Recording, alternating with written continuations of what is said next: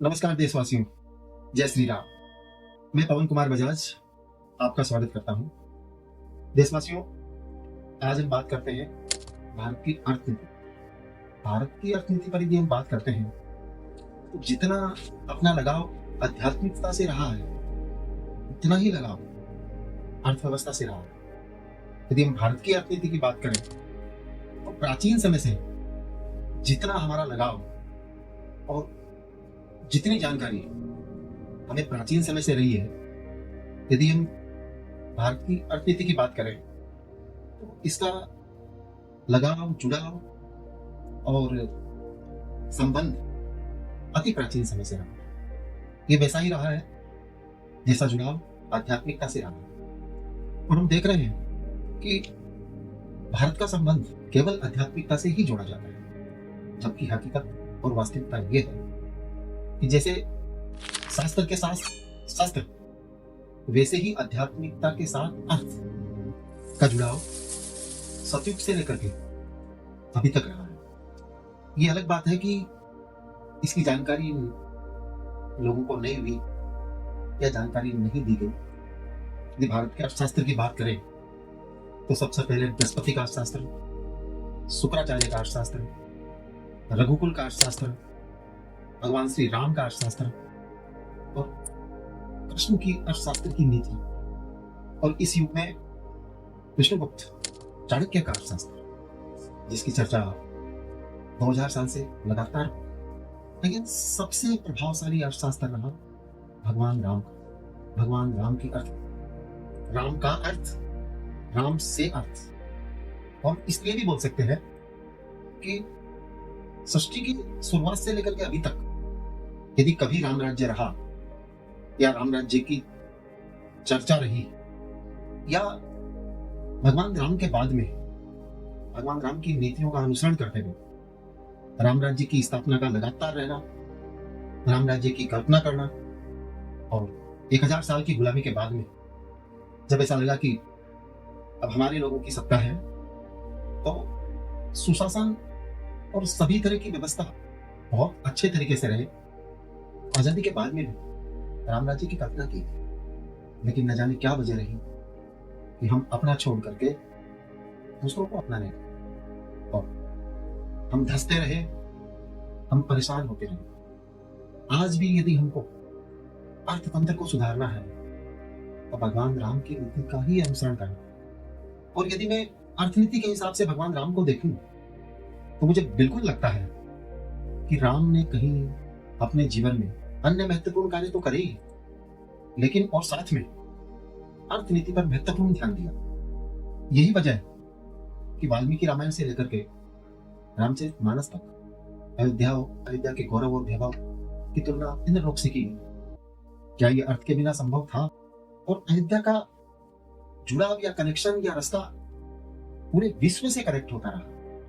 और वो जब गौरव हम पढ़ते हैं तो हमें यह लगता है कि भारत कभी भी रेंगने वाला देश नहीं रहा है, कभी भी परेशान होने वाला देश नहीं रहा है।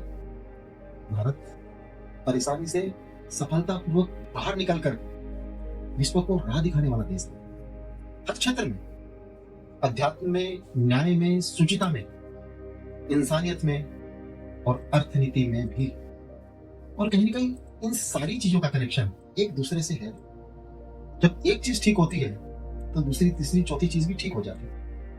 यदि हमारे अंदर ये भाव है अर्थनीति का, यदि हम सुशासन अर्थनीति चाहते हैं, तो हमारे मन में, हमारी कल्पना में भगवान राम और कृष्ण ही दिखेंगे। अर्थतंत्र और अर्थनीति का कनेक्शन हर युगों में एक जैसा रहा है।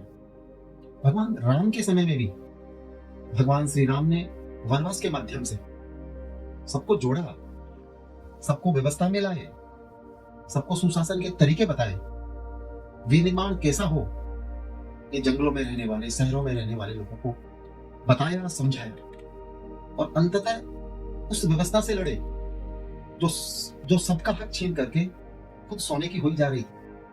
यदि हम आज के संदर्भ में भी देखें तो भारत के साथ ये घटनाएं बारंबार हुई है। यदि हम सोने की चिड़िया थे, हुन आए, मुगल आए, उन्होंने इस व्यवस्था का नाजायज फायदा भी उठाया। फिर ब्रिटिशर्स आए, उन्होंने भी यहाँ की टोटल वर्किंग, टोटल उद्योग, सोने का भंडार, मंदिरों के सोने को, और यहाँ तक कि जो जंगल की महत्वपूर्ण लकड़ियां थी उनको भी अपने यहाँ पर ले गए। भारत में अव्यवस्था की स्थिति हो, भारत के लिए ये सब चीजें प्राप्त करना बहुत कठिन नहीं है। उसकी एक सबसे बड़ी वजह ये है कि भारतीय सोच में त्याग की वृत्ति रही, भारतीय सोच में किसी के उत्थान की वृत्ति रही, भारतीय सोच में मानवता की वृत्ति रही, भारतीय सोच में सब सुखी हो, ऐसी सोच है तो चीजें आसान हो जाती। आज हम देख रहे हैं कि विश्व की बनाई हुई नीतियों का हम अनुसरण कर रहे हैं। पश्चिम की जो भी नीतियां बनती हैं वो दूरगामी नहीं बनती है, और इस बात को हमको मानना पड़ेगा कि भारत की सोने की चिड़िया के बाद के युग में जो भी साम्राज्य आए, रोमन साम्राज्य हो, ग्रीक हो, ब्रिटिशर्स हो, उनकी समृद्धि 100-150 साल से ज्यादा नहीं चली, और भारत की हजारों साल तक चली, क्योंकि भारत की चाह लोगों को कष्ट देने की नहीं रही है, कष्ट देकर के कुछ प्राप्त करने की नहीं रही है। भारत की सोच स्वेच्छा की रही है। हमारे आदर्श ऐसे हुए हैं कि उन्होंने अर्थ के लिए कितने बड़े बड़े फैसले लिए। जरासंध के बार बार आक्रमण से मथुरा काफी प्रभावित रही, वहां के रहवासियों और व्यापारियों में भय व्याप्त हो गया। यदि कुछ डेवलपमेंट हो, विकास हो, उसके बाद ही हमला हो जाता। कृष्ण कितने दूरगामी रहे, उन्होंने संपूर्ण समाधान के बारे में तो सोचा ही, साथ में उन्होंने यह भी देखा कि कहां राजधानी बनाए जिससे व्यापार और सुगम। भगवान कृष्ण जैसे व्यक्तित्व का मथुरा छोड़ना कितना कठिन रहा हो, क्योंकि वो सर्वशक्तिमान थे, सर्वगुण संपन्न थे, लेकिन उन्होंने दूरगामी हित को देखा, राष्ट्र के देशवासियों के हित को देखा, और शायद उसी समय कुछ लोगों ने उनको रणछोड़ बोल दिया होगा। उनको इस बात की कतई परवाह नहीं रही, और सफलतापूर्वक नई राजधानी बनी। द्वारका और सोमनाथ क्षेत्र में विकास के साथ साथ बंदरगाह बनाए, और कई बार तो देख करके ऐसा लगता है कि कृष्ण की गजब कर नीति रही होगी। क्या वजह है कि सोमनाथ मंदिर पर ही धन दान दिया जाता, विशेषतः बाहर से व्यापार करके आने वाले। उन्होंने ऐसी सुचिता, ऐसी राष्ट्रीय भावना भर दी होगी कि जो भी व्यापार करके आता है पोर्ट पर उतरता और मंदिर में जो भी हिस्सा हो वो दान कर दे। प्रशासनिक व्यवस्थाएं राजगुरुओं के पास होती थी, राजा को भी धन कभी चाहिए तो मंदिर के पुजारी, मंदिर के पुरोहित, मंदिर के गुरु वो धन देते थे, और गुरुकुल में कभी धन की आवश्यकता की जरूरत पड़ती तो गुरु लोग राज दरबार में आते। ऐसी व्यवस्था थी, और कहीं घाटे का बजट का तो सवाल ही नहीं। भारतीय अर्थनीति की व्यवस्था हमेशा सरप्लस की रही, तो हमारे तो इसके साथ प्राचीनतम जुड़ा हो रहा है। हमारे देश ने तो बहुत ऊंच नीच देखी है, बहुत हमने फिर उठ खड़े हुए। आज भी हमारा धर्म और अध्यात्म से लगाव वैसा ही है, नई सोच की कल्पना करते हैं। क्या वजह है कि हम अर्थनीति के उचित रास्ते को खोज नहीं पाए, और हमने 70 साल में यही देखा है कि भारत का बजट, भारत की अर्थनीति, भारत का टैक्स प्रणाली पूरी विदेशों से आयातित है। हम उसी हिसाब से सोचते हैं, हम उस हिसाब से कभी भी नहीं सोचते कि भारत के व्यापारी किस तरीके से व्यापार कर रहे हैं, भारत के उद्योगपति किस तरीके से व्यापार कर रहे हैं, उनको क्या दर्द है, क्या तकलीफ है। और हम दूसरी तरफ देख रहे हैं कि विश्व के कई देश सफलतापूर्वक ऐसी कर नीतियां बना करके अपनी इकोनॉमी को शानदार तरीके से चला रहे हैं। भारत या अन्य विश्व के लोग वहां पर जा रहे हैं, जबकि वहां पर ऐसा कुछ भी नहीं। तो हमें राम को आदर्श मानकर राम की नीति से शिक्षा लेते हैं, राम राज्य के बारे में गहनता से सोचते हैं, भारत की प्राचीन व्यापार व्यवस्था को देखते हुए, भारत के प्राचीन गौरव और वैभव को देखते हुए ऐसी नीतियां बनाने की जरूरत है जिससे कि भारत पूरे विश्व में उच्च स्थान पर आए। और ये कठिन कार्य नहीं है, ये बहुत आराम से किया जा सकता है। हम ये कार्य वर्तमान व्यवस्था में भी थोड़े बहुत फेरबदल करके कर सकते हैं। जिस देश की आबादी 150 करोड़ हो, इतनी खपत हो, इतने तरह के टैक्स हैं, पेट्रोल से लेकर के हर चीज पर, वहां सुगम कर व्यवस्था आराम से लागू की जा सकती है। अभी तो कर के बहुत वैकल्पिक साधन आ गए। यदि प्राचीन समय में भारत बहुत अच्छे तरीके से चल रहा था, उस वक्त भी सेना होती थी, सेना के खर्चे होते थे, हथियार बनते थे, पुल भी बनते थे, सड़कें, बाजार, मंदिरों का निर्माण, वास्तुकला से अन्य चीजों का निर्माण, गुरुकुल, खर्चा तो उस वक्त भी था। सारी व्यवस्था सुगम तरीके से करके सरप्लस बचता था। और आज के समय में देखें तो इनकम के कई जरिए होंगे। अब पेट्रोल पे कर, लिकर पे कर, संपत्ति पर कर, हर साल संपत्ति कर, उसके अलावा माल और सेवा पर तो कर है ही। इतना सब करने के बाद में भी घाटे की अर्थव्यवस्था और कर चोरी की प्रवृत्ति। ये एक शासन और देश का दायित्व होता है कि देश के लोगों के आशा के अनुरूप, जिसमें कि लोग स्वेच्छा से कर चुकाएं, ऐसी नीति बनाने का फर्ज एक स्टेट का होता है। जब हम बाकी नीतियां जनता की आकांक्षा के अनुरूप बनाते हैं, तो कर नीति क्यों नहीं बनाई जा सकती? हमें कर ढांचे के सुधार की जरूरत है। हमें एक एक सेक्टर को देखने की जरूरत है और उस सेक्टर वाइज कर व्यवस्था की जरूरत है। हमें यह भी देखने की जरूरत है कि छोटे से छोटा लोग यदि कोई निर्माण करता है, कोई व्यापार करता है, उस पर कितना कर लगाएं कि वो आराम से व्यापार कर, वो बाजार की शक्तियों से मुकाबला करता, उसकी लागत इतनी कम हो कि वो आराम से माल बेच सके और जरूरत पड़ने पर निर्यात भी कर सके। और हमारे लिए तो बहुत अनुकूल अवसर है यदि हम निर्यात की भी बात करें। विश्व के सभी देशों के सभी शहरों में भारतीय लोग राजनीतिक रूप से, आर्थिक रूप से, व्यापारिक रूप से वेल एस्टेब्लिश है। वो भी कहीं ना कहीं से माल खरीदते होंगे। क्या वजह है कि वो भारत से व्यापार नहीं करके अन्य देशों से व्यापार कर रहे हैं? वजह यहाँ की जटिलता। और यदि हम व्यवस्था की बात करें तो सुचारू कर व्यवस्था लागू करना सबसे आसान है, अन्यतर सारे कामों से सबसे आसान। यही वजह है कि हमारे शास्त्रों में कर के फार्मूले नहीं दिए गए, वक्त काल और परिस्थिति के हिसाब से कर लगाए गए। हाँ, एक इंडिकेशन जरूर दिया गया जो कि महाकवि कालिदास द्वारा रचित रघुवंशम में, कि कोई भी राजा, कोई भी देश कमाई के 1/6 भाग से ज्यादा कर नहीं ले। यदि हमको अपनी प्राचीन गौरवशाली अर्थनीति के पास पहुंचना है, या उसको हासिल करनी है, या उस तरीके से देश को आगे बढ़ाना है, या विश्व में सिरमौर बनना है, तो हमको उस नीति का अनुसरण करना ही पड़ेगा। और आज कम से कम विश्व में 10 से 15 ऐसे देश हैं जो उस व्यवस्था से शानदार तरीके से चल रहे हैं। और खुद के देश के लोगों को तो रोजगार दे ही रहे हैं, बाहर के भी करोड़ों लोगों को रोजगार दे रहे हैं। वो बड़े आकर्षण के केंद्र बने हैं। जब पूरा विश्व एक हो गया है, जब लागत मायने रखने लग गई है, जब सरकारी सहयोग बड़ी भूमिका अदा कर रहा है, तो कर व्यवस्था तो इम्पोर्टेंट है। कोई भी देश के व्यावसायिक प्रतिष्ठान या व्यापारी कर चोरी करके ज्यादा से ज्यादा एक सीमित दायरे में व्यापार कर सकते हैं, एक क्षेत्र में व्यापार कर सकते हैं। लेकिन जहां तक निर्यात की बात है, वहां तो सिस्टम में आना पड़ेगा। और हमने ये देखा है कि जिसने राम की नीतियों को अपनाया, चाहे कुछ भी हो जाए, हमारे जाने माने उद्योगपति JRD रतन टाटा, जो कि अभी दिवंगत हो गए, उन्होंने जो भी कर व्यवस्था नहीं उसको अपना करके व्यापार किया। उन्होंने सुचिता के साथ कोई समझौता नहीं किया।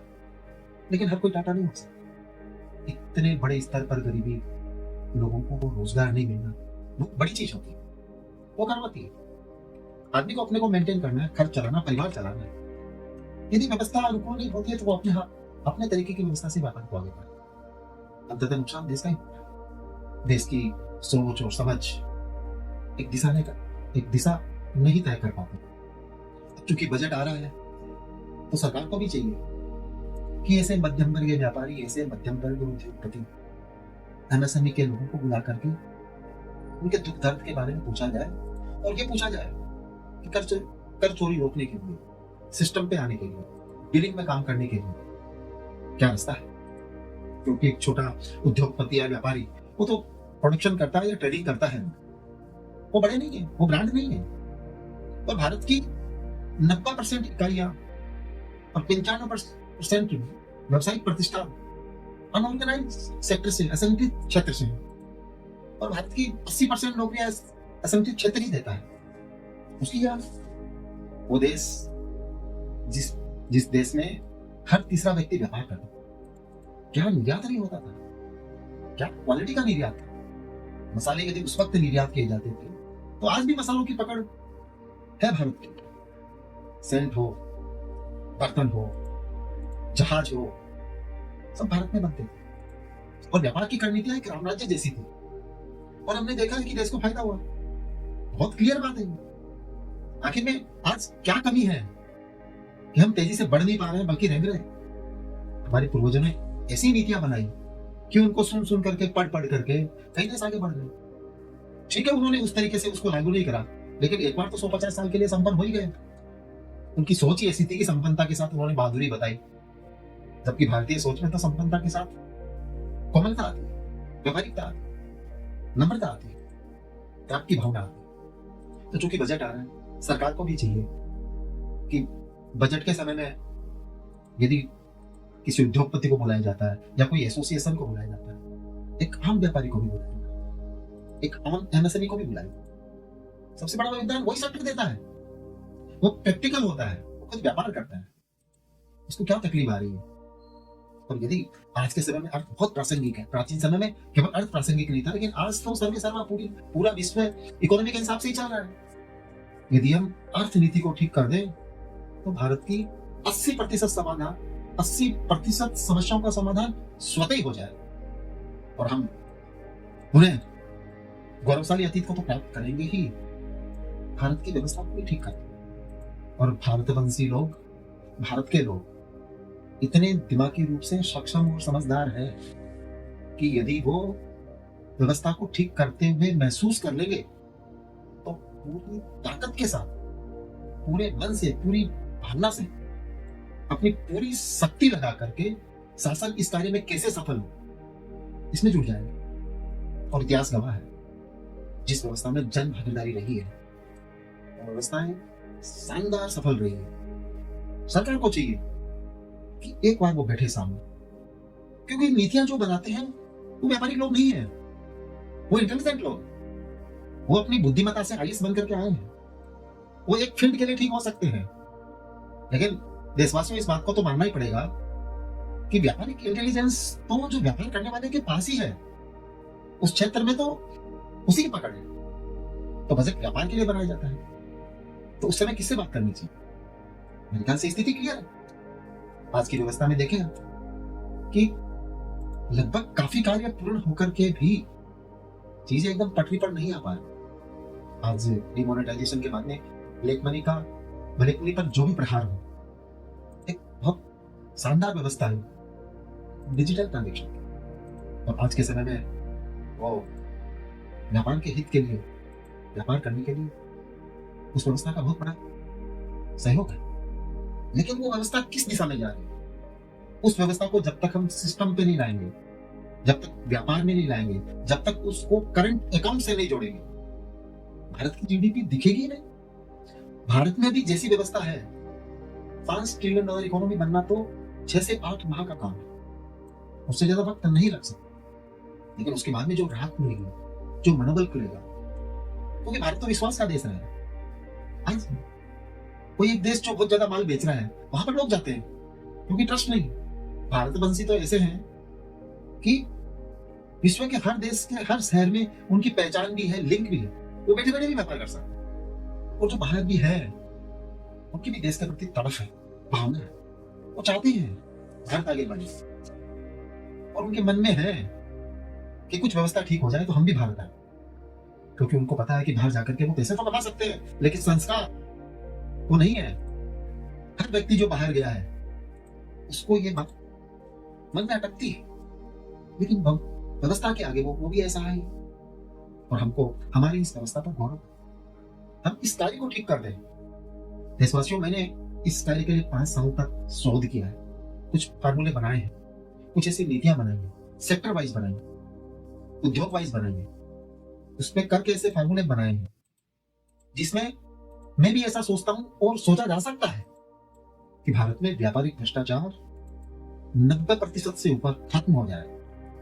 और एक बार तो वो खत्म हो, फिर आप देखिए उसका फायदा न केवल सुशासन में मिलेगा, अन्य नीतियों में मिलेगा, उसका फायदा जीएसटी के रूप में और बहुत अच्छे तरीके से इनकम टैक्स में भी मिलेगा। आज 150 करोड़ के देश में केवल 1.5 करोड़ लोग इनकम टैक्स पे कर रहे हैं। कब तक चलेगा? मुश्किल है, चल रहा है, नहीं चल सकता है। और हम कुछ अच्छे फार्मूले पे आ जाएंगे। यदि हम कुछ अच्छे फार्मूले पे आ जाएं तो बहुत जल्द कम से कम 10 करोड़ लोग इनकम टैक्स देने लग जाए। व्यवस्थित नीति नहीं होने की वजह से हमको चौतरफा नुकसान हो रहा है, फायदा नहीं हो रहा है, नुकसान हो रहा है। चीजें एक दूसरे से जुड़ी हुई है, कनेक्ट है। यदि एक सेक्टर को ठीक करें तो 10 सेक्टर समृद्ध होंगे। और आज भी विश्व के कई देश वो बोलते हैं कि वीर हो तो भारत जैसा, नेता हो तो भारत जैसा, नेतृत्व हो तो भारत जैसा। वो अचंभित है। यदि हम ये नीतियां लागू कर दें तो पूरे विश्व के लिए मिराकल हो सकता है। लेकिन हम तो ऐसा सहज रूप से सोच सकते हैं, कर सकते हैं, कठिन नहीं होगा। मैं उम्मीद करता हूं कि शासन और व्यवस्था इस स्थिति पर ध्यान देगी। मैं अगले वीडियो में कुछ और सूत्र लेकर आपके सम्मुख आऊंगा। तब तक के लिए जय श्री राम, नमस्कार। राम राम जय राजा राम, राम राम जय सीता राम।